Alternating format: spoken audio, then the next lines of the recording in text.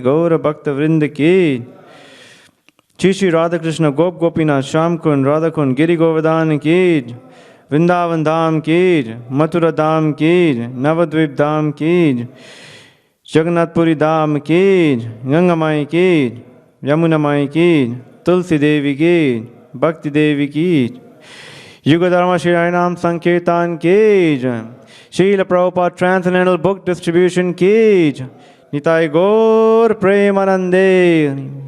All glory to the assembled devotees, Hare Krishna. All glory to the assembled devotees, Hare Krishna.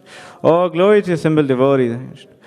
All glory to Shri Guru and Shri Gauranga.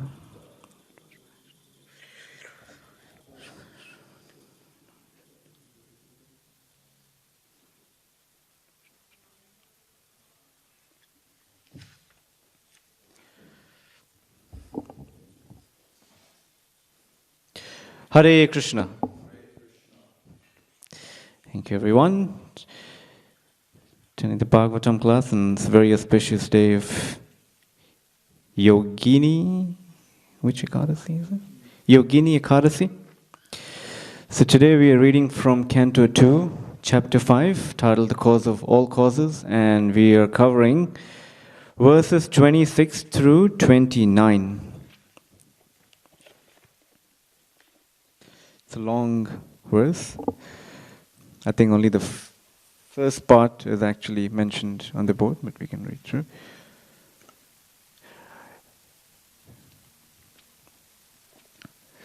Om Namo Bhagavate Vasudevaya. Om Namo Bhagavate Vasudevaya. Om Namo Bhagavate Vasudevaya.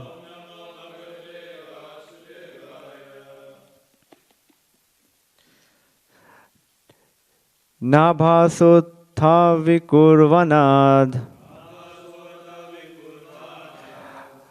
abhut sparsha guno nila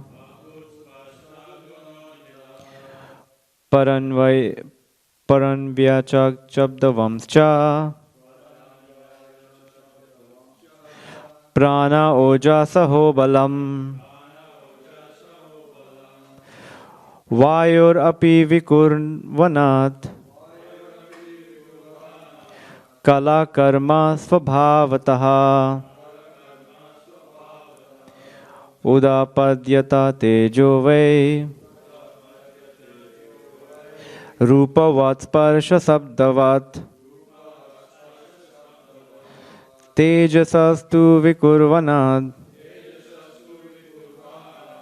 Ashid Ambhorashatmakam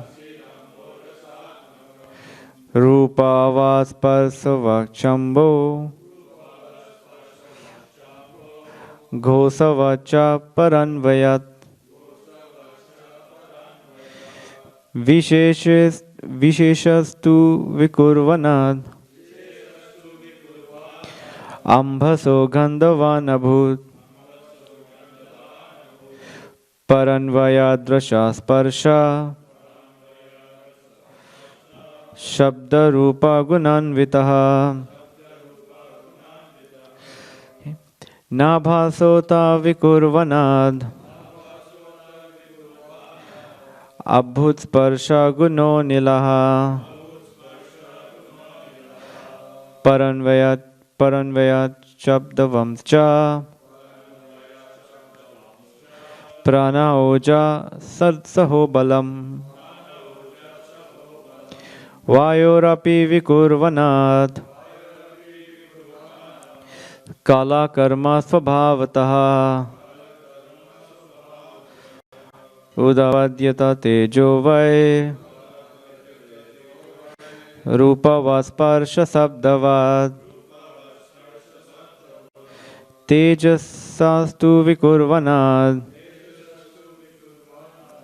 Ashit Ambhorashatmakam Rupavat Parsavachambo Ghosavacha Paranvayat Visheshastu Vikurvanad अम्भसो गन्धवान् अभूत् परन्वयादृशा स्पर्शा शब्दरूपगुणान्वितः नाभासोऽथा विकुर्वनात् अभूत्स्पर्शगुणो नीलः परन्वयात् शब्दवंश्च प्राण ओजसहो बलम् वायुरपि विकुर्वनात् कलाकर्मा स्वभावतः उदापाद्यत तेजो वै रूपवत् स्पर्शशब्दवत् तेजसस्तु विकुर्वनात् असीत् अम्भोरसात्मकम् रूपवत् स्पर्शवक्षम्भो घोषवच्च परन्वयात् विशेषस्तु विकुर्वनात् अम्भसो गन्धवान् अभूत् परन्वयाद्रशा स्पर्शा शब्दरूपगुणान्वितः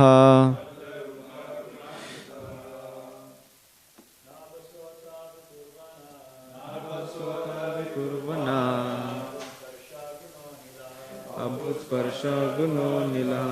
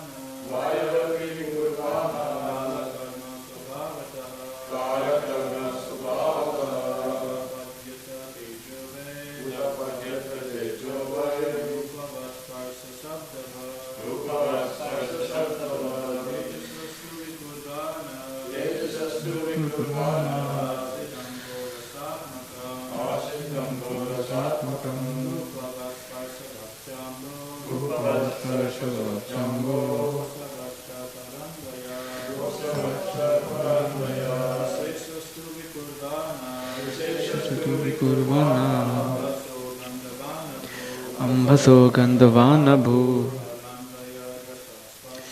परन्वयाद्रशा स्पर्शा शब्दरूपगुणान्वितः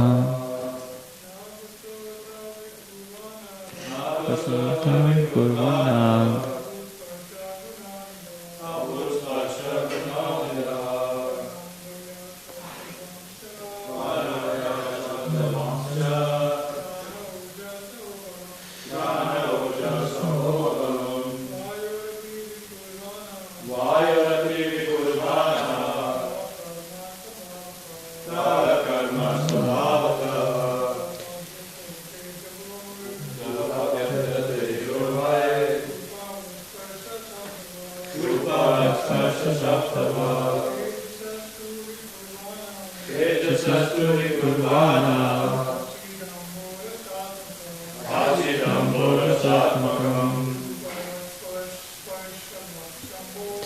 Avatarshvachambo Kosavacha Paranvaya Visheshastu Vikurvana Shimachogandavanabu Paranvaya Vishastarsha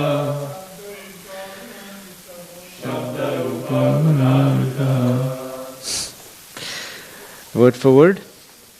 Nabhasa, of the sky. Atha, thus. Vikurvanat, being transformed. Abhut, generated. Sparsha, touch. Gunaha, quality.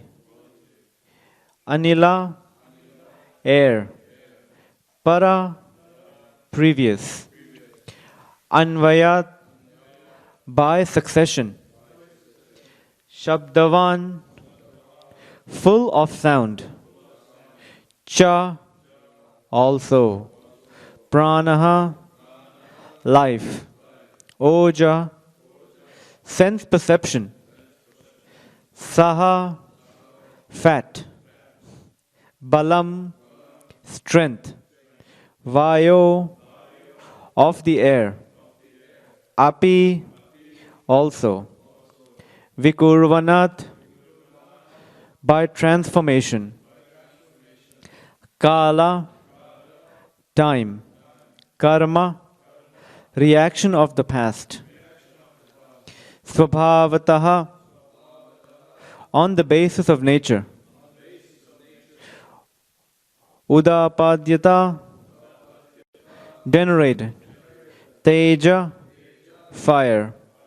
Vai, duly. Rupavat, with form. Sparsha, touch. Sabdavat, with sound also. Tejasaha, of the fire. Tu, but. Vikurvanat, on being transformed. Asit, it so happened. Ambha, water. Rasatmakam, composed of juice. Rupavat, with form. Sparshavat, with touch. Cha, and. Ambaha, water. Goshavat, with sound. Cha, and. Para, previous. Anvayat, by succession. Visheshaha, variegateness. Tu, but. Vikurvanat, by transformation. Ambhasaha, of water. Gandhavan, odorous. Abhut, became. Para, previous. Anvayat, by succession. Rasa, juice. Sparsha, touch. Shabda, sound. Rupa guna anvitaha, qualitative. Translation and purport by His Divine Grace Srila A.C. Bhaktivedanta Swami Prabhupada. Srila Prabhupada ki. Translation. Because the sky is transformed, the air is generated with the quality of touch. And by previous succession, the air is also full of sound and the basic principles of duration of life. Sense perception, mental power, and bodily strength. When the air is transformed in course of time and nature's course, fire is generated, taking shape with the sense of touch and sound. Since fire is also transformed, there is manifestation of water, full of juice and taste. As previously, it also has form and touch and is also full of sound. And water, being transformed from all variegatedness on earth, appears odorous, and as previously becomes qualitatively full of juice, touch, sound, and form, respectively. Purport. The whole process of creation is an act of gradual evolution and development from one element to another, reaching up to the variegatedness of the earth as so many trees, plants, mountains, rivers, reptiles, birds, animals, and varieties of human beings. The quality of sense perception is also evolutionary, namely generated from sound, then touch, and from touch to form. Taste and odor are also generated along with the gradual development of sky, air, fire, water, and earth. They are all mutually the cause and effect of one another. But the original cause is the Lord Himself in plenary portion, as Mahavishnu lying in the causal water of the Mahatattva. As such, Lord Krishna is described in the Brahma Samhita as the cause of all causes. And this is confirmed in the Bhagavad Gita 10.8 as follows. Aham sarvasya prabhavo matta sarvam pravartate iti matva bhajante mam buddha bhava samanvitaha. The qualities of sense perception are fully represented in the earth, and they are manifested in other elements to a lesser extent.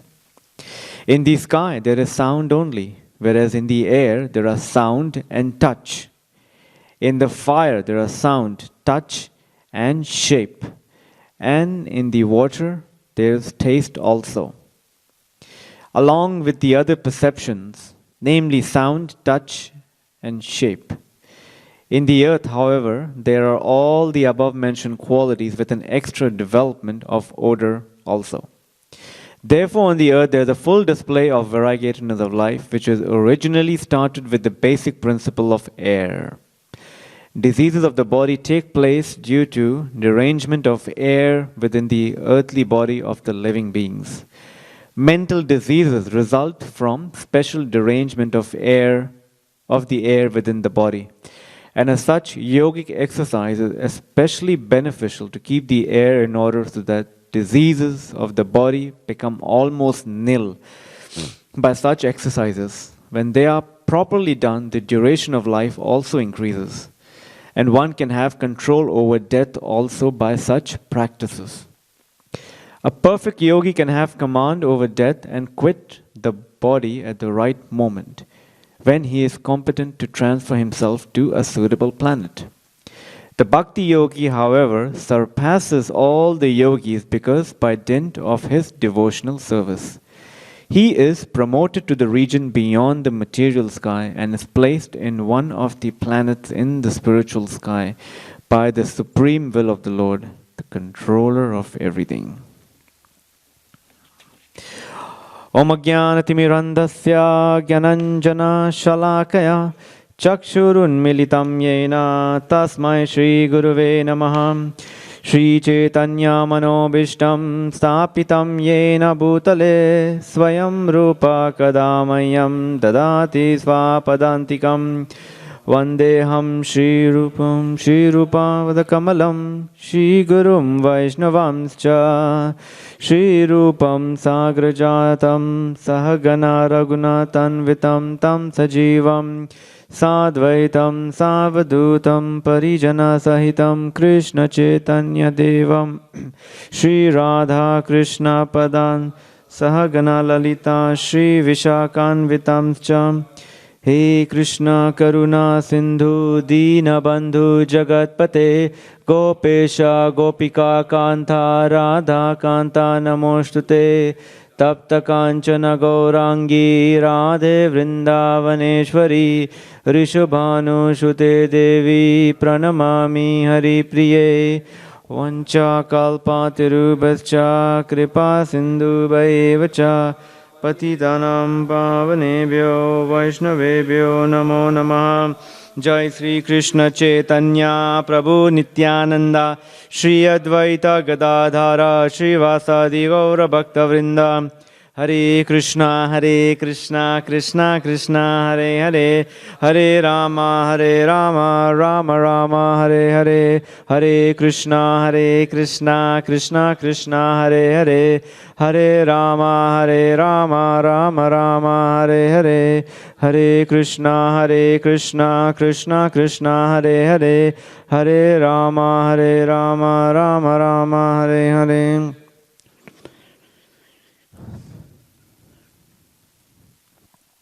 Hare Krishna. So a few years ago, I won't say when I came across this section, the Bhagavatam, I thought I had the wrong book. Like, this is probably a science book, but then when I flipped the pages, it was the Bhagavatam. So I'm sure some of us may have had that experience, but a lot of religions basically say, God created everything, or God created, in the biblical text, God desired and everything is manifested in 7 days. There is truth to it, but in the Bhagavatam it goes another detail where basically what we see is a systematic outline of how God creates. There's more detail that explains creation. And so again, like I said, we're taking this from the Bhagavatam. We're basing authority in the Bhagavatam. And as I was preparing for this, I just felt overwhelmed by what was being described in it. So, it's because I don't come from a science background. So what I did was I tried to look for lectures on this by Sariputta Prabhu. And I couldn't find any, but then I found all the morning walks and the room conversation that Prabhupada had with his disciples and other people on this topic.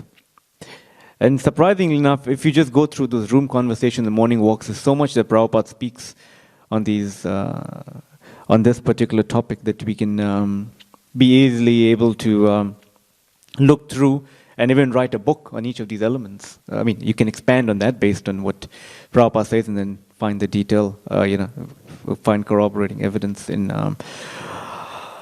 modern science. But so Prabhupada would always say that, scientists, we always say science is our authority.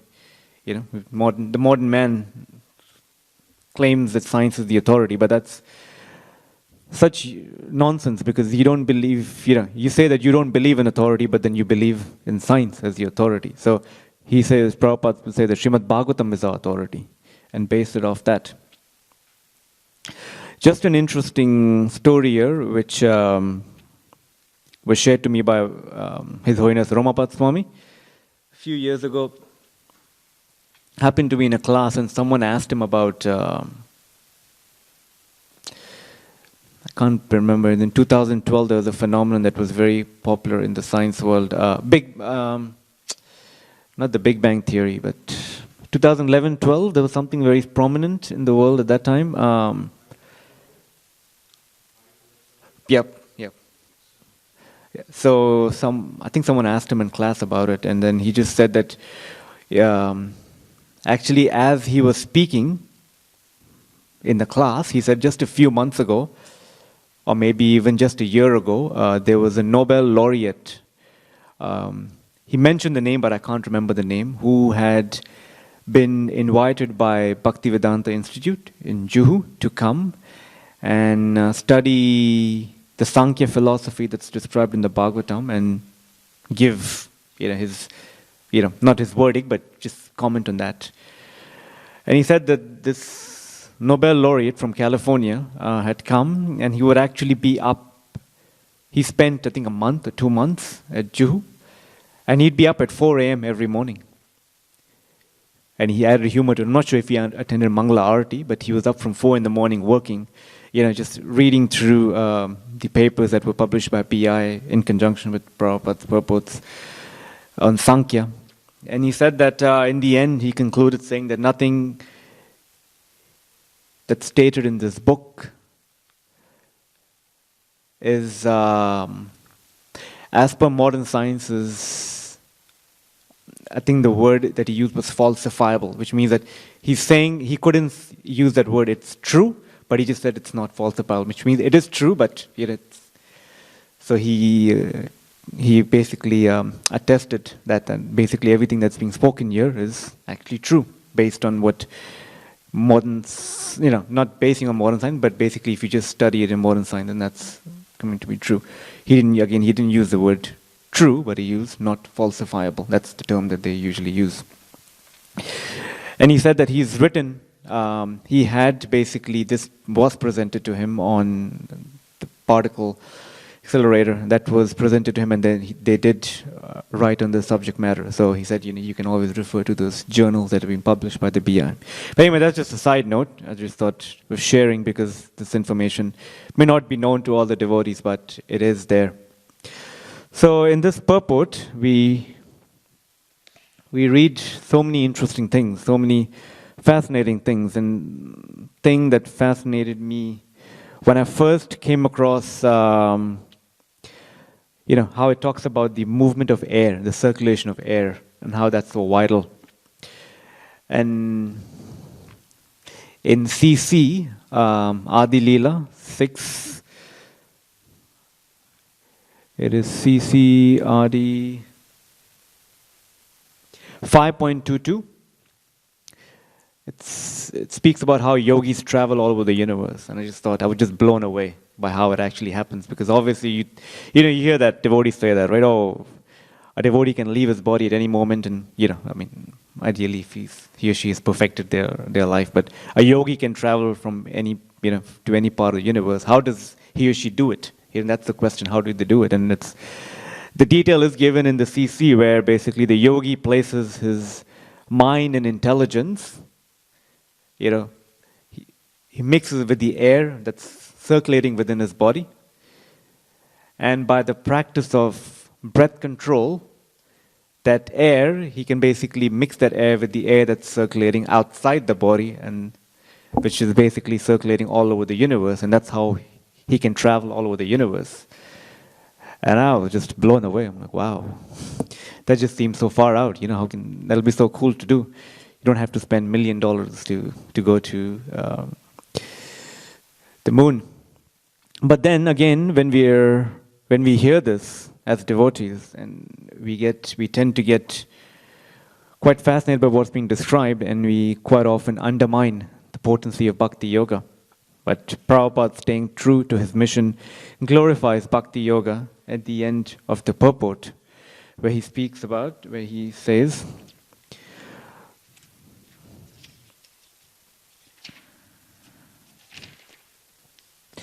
the Bhakti Yogi, however, surpasses all the yogis because by dint of his devotional service, he's promoted to the region beyond the material sky and is placed in one of the planets in the spiritual sky by the supreme will of the Lord, the controller of everything.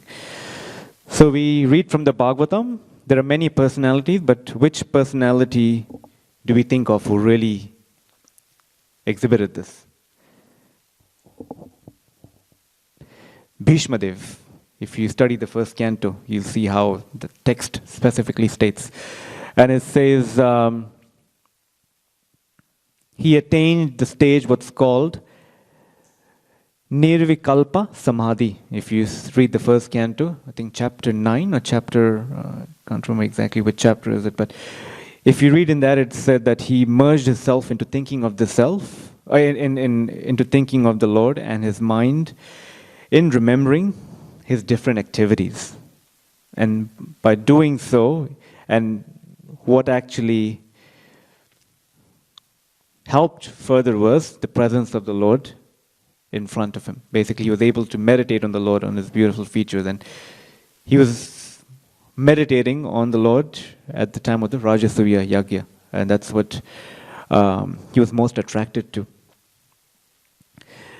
So that's Bhakti Yoga. Basically, it's called the Descending Mercy Program. Yoga or Hatha Yoga or asanas or other forms of yoga that we know of depend solely on the ascending program, where we make an endeavor, we use whatever we can to go upwards. But in Bhakti Yoga, we do our best, and then we depend on the mercy of the Lord. Only problem is that we are attached to being the doer, and that's what distracts us from this very, from the very goal of meditating on the Lord and being absorbed in activity of the Lord. And it's such an easy process in one sense. Like, for example, this weekend, two devotees that we know are very busily engaged in building the Ratha cart for the Rath Yatra. And as I was speaking to both of them separately, one devotee is building the cart, and then the other devotee is building the dome, as we see, and the different embellishments on top of it. So the devotee building the cart told me that Kirtan Rasa, I can say it, all glory to Kirtan Rasa. He was saying that, Radha Vinod, I start at 6 in the morning, and I don't even know when the day ends, because it's just, I'm there with an artificial light or some lighting in the garage, and I don't even know if it's 12 p.m., if it's noon, or if it's 5 p.m. I just don't know what it's just I'm so absorbed in it just to get the carts right based on the specifications given to me by devotees in the temple. So that is absorption. He was so absorbed. And then I was speaking to the other devotee who's building the dome, and she constantly kept saying that in my dreams, I just keep thinking, okay, well, will these colors work? I'm looking at the chair in Jagannath Puri, and I'm just trying to see how will this work, and I just can't sleep. Again, that's absorption, and how we get absorbed. It's so beautiful. It's such an enriching experience to be absorbed in the pastime of the Lord and in devotional service that Prabhupada always stresses about. Okay, now coming back to this purport here that speaks about the different elements and its transformations and how it takes place. And then we basically see that the first, so as it is said, that the first, so Prabhupada always said that we appreciate these 5 elements, earth, water, fire, air, ether, through our senses, which is, the 5 objects of sense perception. So we perceive them through these senses. So the first sense that basically that is activated is sound, and it is said in the Bhagavatam.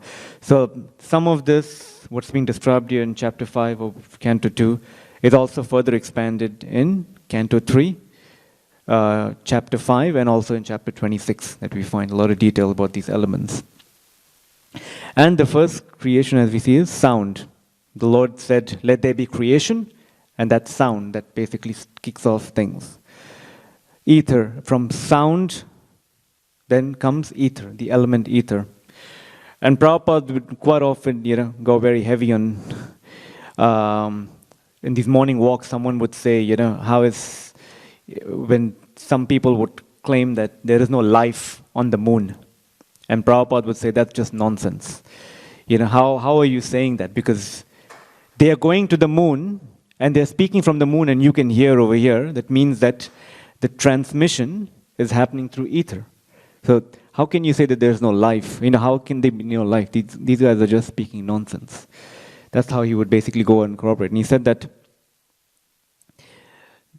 sound is the first sense object to exhibit material existence. So I'm speaking, and you can hear. That means that it's happening through the transmission of ether. And that's the principle through which radio transmitters, sound that's basically produced at a certain place, sound waves that are created through the medium of radio transmitters, which obviously are being transported through ether, travel from one place to the other. And as you always see, basically you see, so there's cause and effect, right? You see the effects basically from sound comes sky, and sky when it is, now each of these elements or each of these transformations, the final touch in the transformation of these elements to the next element is the glance of the Supreme Lord. If you read the third canto in chapter 26, basically you will see that the beautiful example is given of a painter. How a painter, has a paintbrush and, is mixing different colors and basically gives the shape or gives, the final touch on what's to be produced. And similarly, the glance of the Lord is what makes each transformation possible. He's the final touch in it. Now, few questions here, basically, that come about, like I said, cause and effect, and we'll go into this for a bit, and then we'll get into the elements back again. Common question that people ask, okay, what is the cause of this? And then ultimately they come and say, what is the source of God? Or does God have a source? Generally people will ask that. But if you just look at pure logic, that question or that premise is flawed. The source of everything cannot have a source. Right? The source of everything cannot have it. Or else that means that there has to be a preceding source, which you just keep going back. So just by pure logic, what is the source of God? Does God have a source? It's flawed because we just can't. There has to be what you can say an end to this, where a beginning from which has no source, and that's how you are able to somehow the other. You are able to say that, okay, this is the absolute source or the absolute truth. Now, another factor that causes this transformation is time. Right? So time and the glance of the Lord, and obviously in conjunction with the material nature. Now, modern philosophers or modern day scientists speak of time as another dimension, like what you call length, breadth, width. Right? So similarly, they put time as a dimension too. But it's more than a dimension, because in each of these dimensions you have the ability to go backwards and forwards. You can, but with time you can only go forward. You can't go backwards. For example, if I want to go backwards in my time, I'm trying to put this in. Okay. That means that I want to. Okay, I am the son of my father. That means I'm going to go back in time. And I'm going to stop that, which means I'll have to stop my grandfather. So in some way or the other, I want to stop me coming out. Like, for example, people want to go back, and they say go back in the past and just fix things. Because there may be some things that they have done which they're not too happy with. So let's go back in the past to fix it. It doesn't happen. Some fiction writers write on this, and it remains as fiction. I'm glad it does, but it doesn't go beyond that. But you get the point. You can't, with time, you can't go backwards. You only go forwards. And again, time causes transformation. So, for example, if you want to cook khichdi, right? What are the ingredients of khichdi? Rice, vegetables, and dal. I made one last week, so I can't remember exactly, but anyway, thanks. So, if I put, in a pot, right?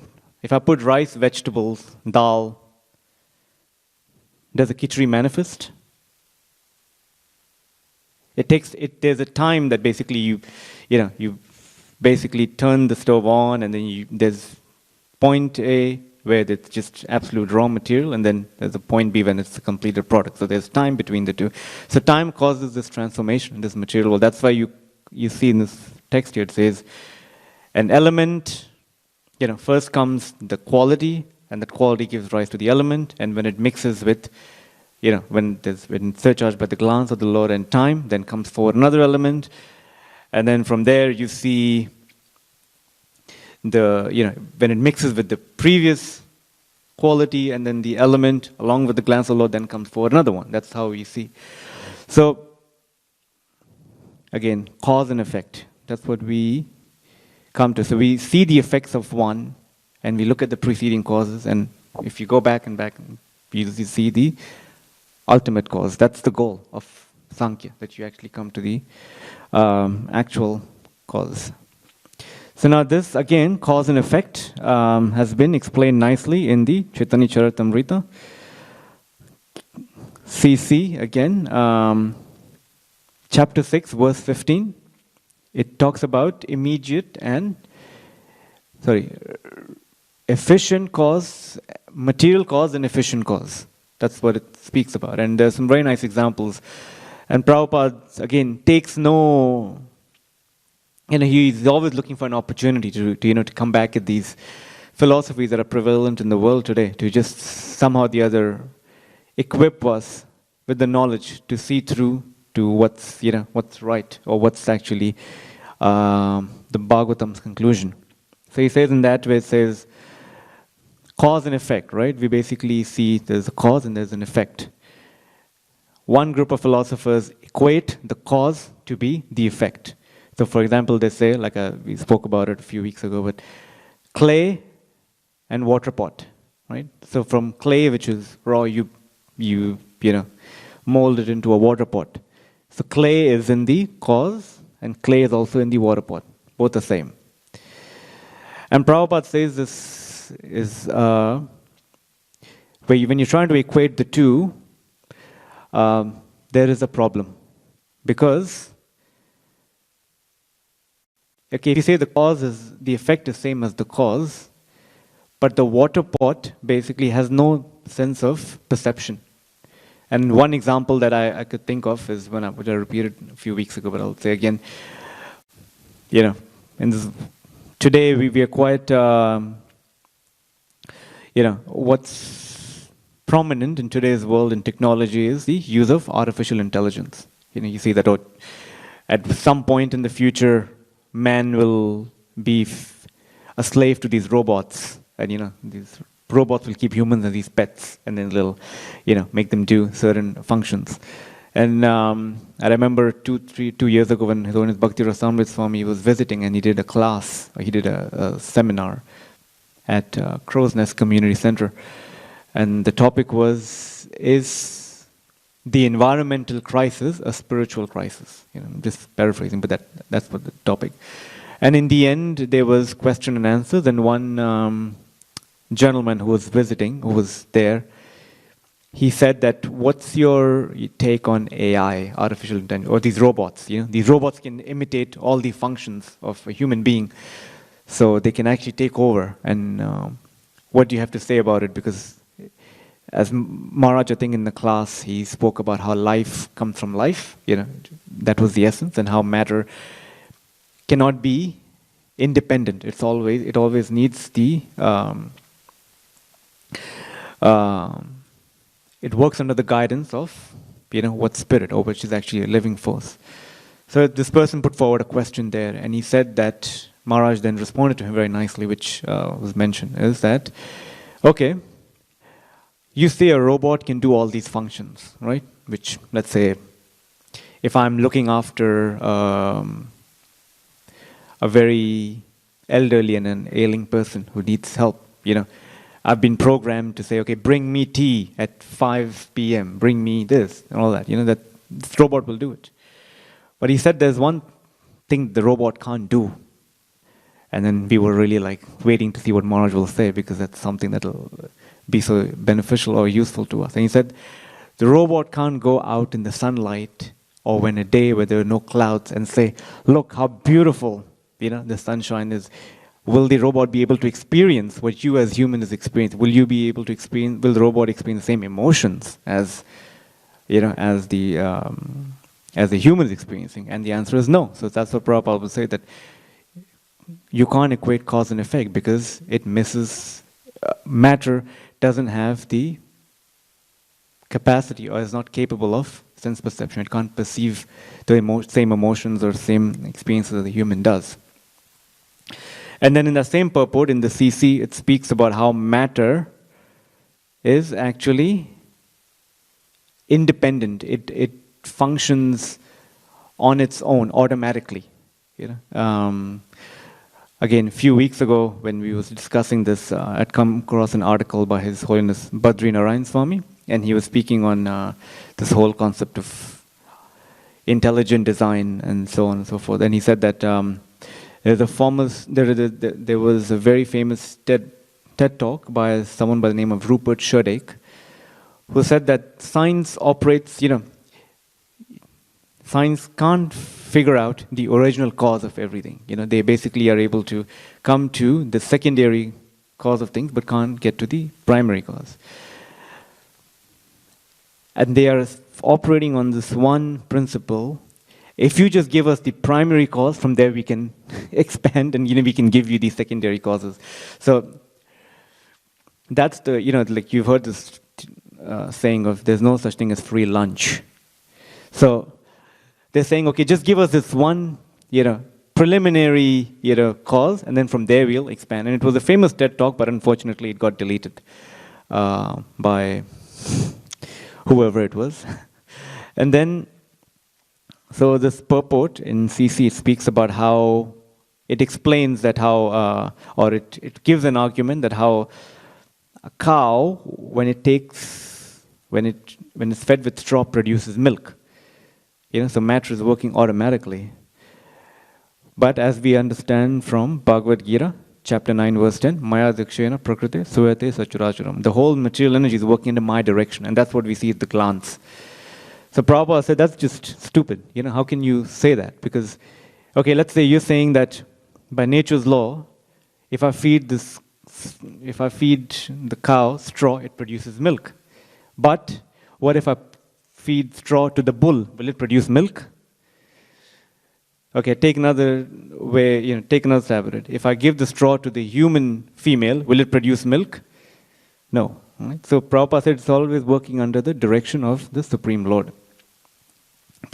And that's how we understand cause and effect. Obviously, it has been expanded upon in CC and in the Bhagavatam, but then if we get to, I'm running out of time, but just each of these elements and some of the points that I got from Prabhupada's morning walks. And Prabhupada said that someone asked him in air, how do you perceive sound in air? Because, and Prabhupada said when air is blowing, you have the shh. That's actually sound. So sound is present in air, and it comes to this when you hear this vibration. And then one thing which I wasn't aware of, and it was a light bulb moment for me yesterday as I was preparing for this, that I wasn't aware that clouds actually provide for electricity.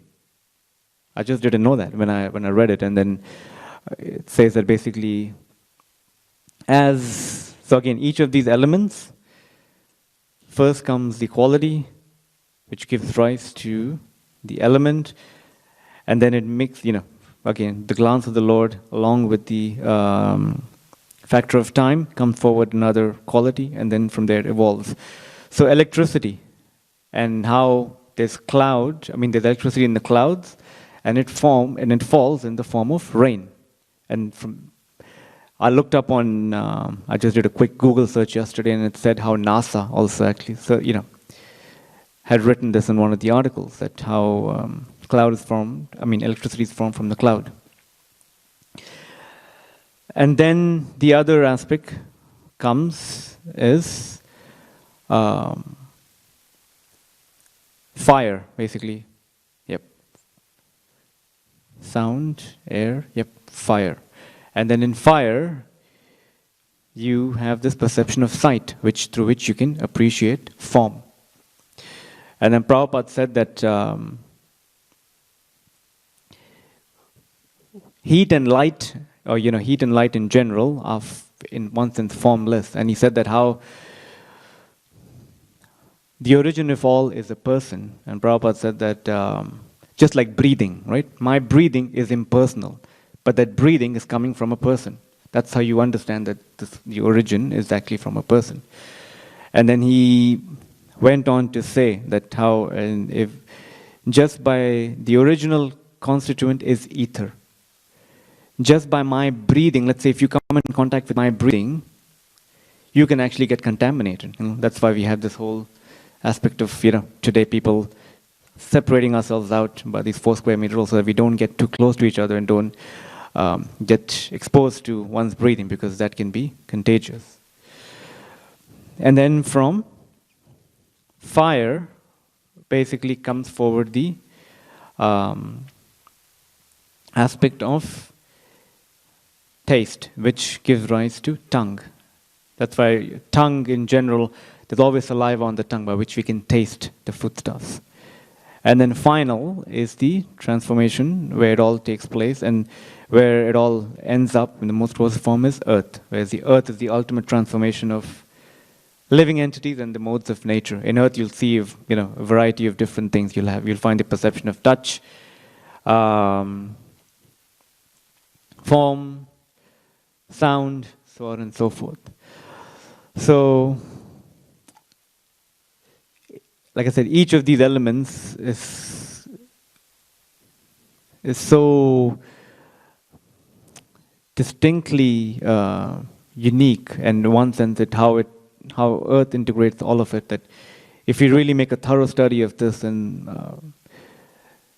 it can be nicely presented to the people in general. And that's what, in those morning lectures, Prabhupada would quite often, there were at least morning walks and room conversation. There were at least, I could say 10 to 15 that I could just easily come off, where Prabhupada would take different questions based on these elements and how they function and how they're derived from one after the other, and then different qualities they provide.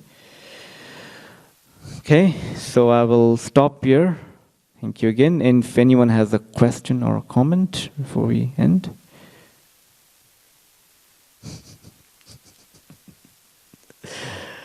Okay, thank you. Granth-raj Srimad Bhagavatam ki, Srila Prabhupada ki, Hita Gaur Premanandi. Srila Prabhupada ki.